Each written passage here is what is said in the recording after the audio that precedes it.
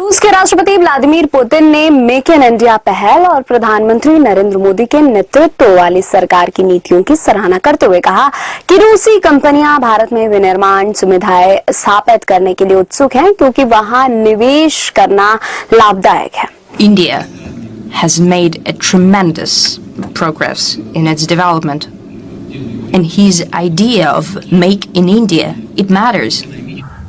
अब रशिया बीच में आता है और फिर से इतिहास अपने आप को रिपीट करता है। यहां पे अमेरिका हमें इंजन नहीं दे रहा, रशिया ये कह रहा है कि साहब हम पूरे भारत में मैन्युफैक्चरिंग खोलेंगे। रशिया इस टाइम कह रहा है कि India is a profitable country, तो इस टाइम चौधरी साहब सिर्फ रशिया नहीं पूरी दुनिया का ये कहना है कि India is a profitable country. ठीक है, अमेरिका को देख रहे हैं जो कि सुपर पावर है, वो इंडिया के साथ ट्रेड कर रहा है। क्यों? क्योंकि वो इंडिया को प्रॉफिटेबल कंट्री मानता है। अपनी जो अवाम है, लोग हैं, उनको इंगेज करना चाहिए। एक तो अच्छा टैलेंट निकालें, पॉलिटिक्स खत्म करें और मुस्तकबिल देखें।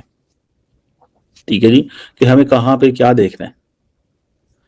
So let's see what comes in the way, चीजें कैसे जो है वो होती हैं आइंदा आने वाले दिनों में। रशिया बनाता क्या है जिसकी मैन्युफैक्चरिंग खोलेगा भारत में? कौन सी ऐसी मैन्युफैक्चर्ड चीज है रशियन जो कि फेमस है? हथियार। और उनमें से भी सबसे फेमस कौन सा? आपने नाम सुना है, घर घर में बच्चा बच्चा जानता है, AK-47।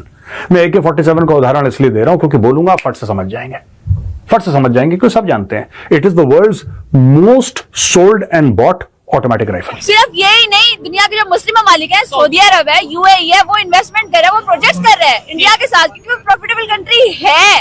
ठीक है, अफ्रीका बार बार बुला रहा है अपनी तरफ कि जी आप हमारे पास आए, हमारे साथ प्रोजेक्ट्स करें, हमारे साथ ट्रेड करें। क्यों? क्योंकि वो प्रॉफिटेबल कंट्री है, या वो लोग समझते हैं प्रॉफिटेबल कंट्री समझ। रशिया बनाता क्या है जिसकी मैन्युफैक्चरिंग खोलेगा भारत में? What does Russia make? I mean manufacture. जमीन से तेल निकालता है, वो तो नेचुरल रिसोर्स है, उसको वो रिफाइन कर दे, गैस को रिफाइन कर दे, कोल निकाल ले। मैं मिनरल चीजों की बात नहीं कर रहा। कौन सी ऐसी मैन्युफैक्चर्ड चीज है रशियन जो कि फेमस है? हथियार। और उनमें से भी सबसे फेमस कौन सा? आपने नाम सुना है, घर घर में बच्चा बच्चा जानता है, AK-47। मैं AK-47 का उदाहरण इसलिए दे रहा हूं क्योंकि बोलूंगा फट से समझ जाएंगे, फट से समझ जाएंगे क्योंकि सब जानते हैं it is the world's most sold and bought automatic rifle. इससे ज्यादा ना कोई ऑटोमेटिक राइफल दुनिया के इतिहास में, जब से ऑटोमेटिक राइफल्स आई हैं, इतनी कोई ना बिकी ना खरीदी गई। अब खबर यह है दोस्तों, 15th VTB Russia calling investment forum हुआ और वहां पे एक अनाउंसमेंट हुई। अनाउंसमेंट यह हुई, व्लादिमीर पुतिन ने बोला कि हम भारत में हर जगह मैन्युफैक्चरिंग के प्लांट्स खोलेंगे। तो पुतिन ने हाईलाइट करा कि रोजनेफ्ट जो है कंपनी, उसने $20 अरब, रशियन कंपनी है, स्टेट ओन्ड, उसने भारत में $20 अरब का ऑलरेडी निवेश कर चुके हैं वो लोग। ये पहले की बात है, वो कह रहे हैं हम आगे भी करेंगे। देखिए ना दोस्तों, अब इसमें बात इन्वेस्टमेंट की नहीं है। इजराइल एरोस्पेस इंडस्ट्री है, इजराइल एरोस्पेस इंडस्ट्री ये कह रही है कि हम भारत के साथ बैठ के we'll talk about AI, we'll talk about satellite communication, you see basic background इसमें डिफेंस है। Defence manufacturing is at the core. मैं इजराइल पे बाद में आऊंगा, पहले रशिया का यहां पे सॉर्ट आउट करते हैं मामला। देखिए बात यह ना कि रशिया को भी एक एंगल दिखाई दे रहा है। Russia also sees an angle, and what is the angle that Russia is seeing? Russia को यह एंगल दिखाई दे रहा है कि भाई भारत जो है it is surrounded by enemies. एक तरफ पाकिस्तान है और एक तरफ चाइना है।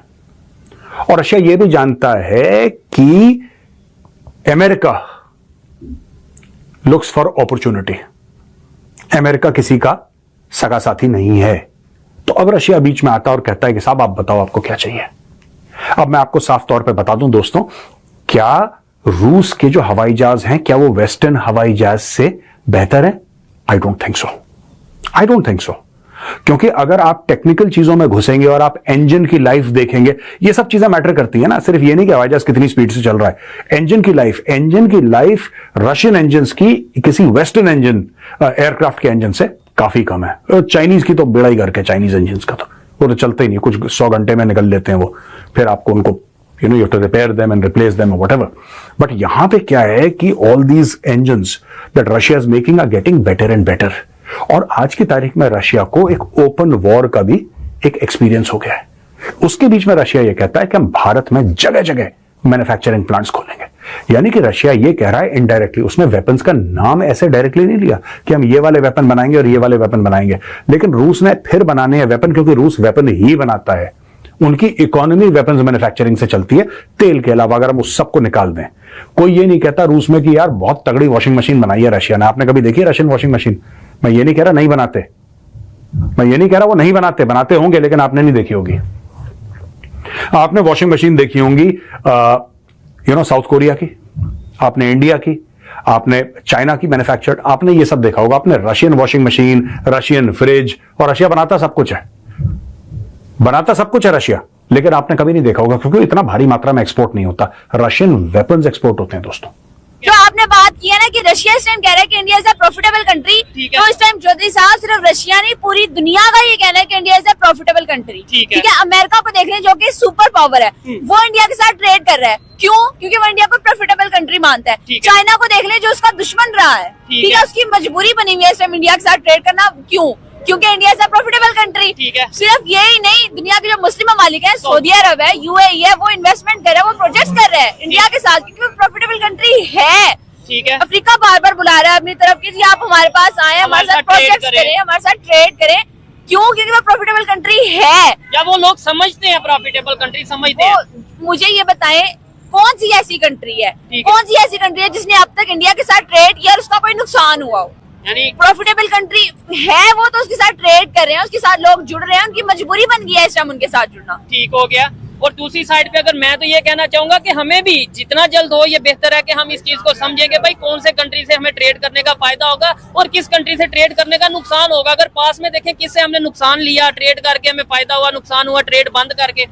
आप देखें ना, नुकसान इंडिया के साथ अगर किसी की ट्रेड बंद होती है उसमें इंडिया का कोई नुकसान नहीं हो रहा, बल्कि आपने देखा होगा पाकिस्तान की आज से 4-5 साल पहले इंडिया के साथ ट्रेड अच्छी थी, अब नहीं है। तो पाकिस्तान के क्या हालात है? पाकिस्तान आपके सामने है, बांग्लादेश आपके सामने है। बल्कि हमें ये समझने की जरूरत है, चौधरी साहब मैं आपको बात करने का मौका देती हूँ, हमें ये समझने की जरूरत है कि इस टाइम जितना जल्दी हम समझेंगे, जितना जल्दी हम समझेंगे, इस बात को पिक करेंगे, उतना जल्दी हमारा ही फायदा है, हम ही डेवलपमेंट की तरफ जाएंगे। नहीं, मुझे मौका इसलिए दे, मैं भी इस वीडियो में आपके साथ मौजूद हूँ। आप तो बिल्कुल ऐसे स्टार्ट हो गई है जैसे कोई स्पीच